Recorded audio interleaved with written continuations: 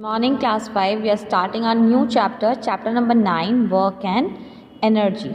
In this chapter we are going to study about work, energy, renewable and non-renewable sources of energy and forms of energy. So let's begin our journey.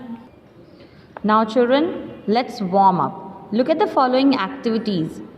Check whether the person is doing any work or not.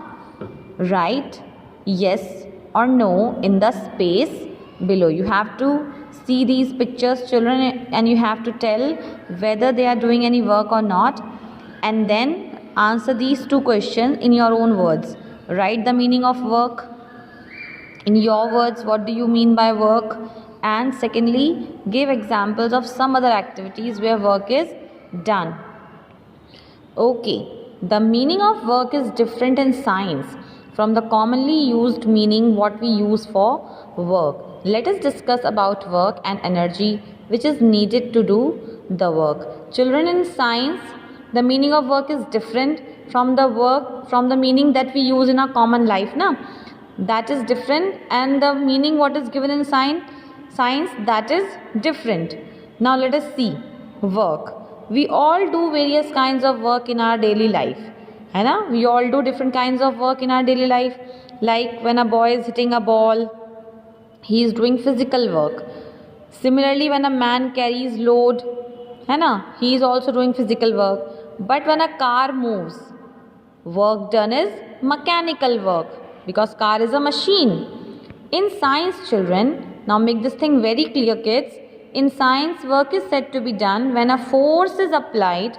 When we apply force, on an object, and the object is able to move to some distance. Suppose this is the object, your book, and I am applying force on it, and it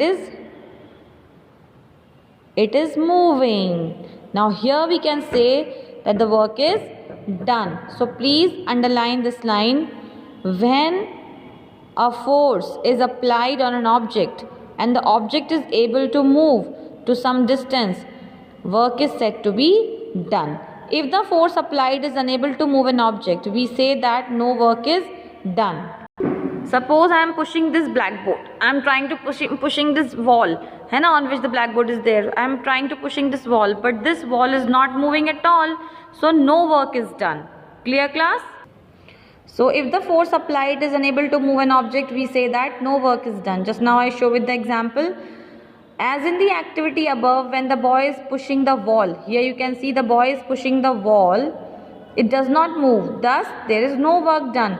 But when the girl is pulling her trolley, there is movement, children, so work is done in that case. Here the work is done, but here the work is not done. Though this boy is trying all his best to push the wall, but still no work is done. Thus, when a force moves some object in its own direction, work is done. If there is no movement on applying a force, no work is done. Like a boy is studying books, a boy is holding a laptop, a girl is standing in the balcony. We do not recognize mental work as work in science, even though it needs energy. We do mental work when we are doing some maths work, we are doing some learning work, we are doing a work on laptop, children, we are studying.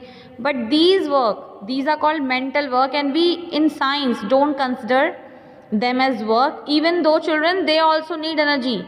You feel tired now after studying for 2 hours, you say, Mama, now I am tired because I have studied for so long, but still they are not considered as work. Now the next topic, energy, will start in our next video. Thank you.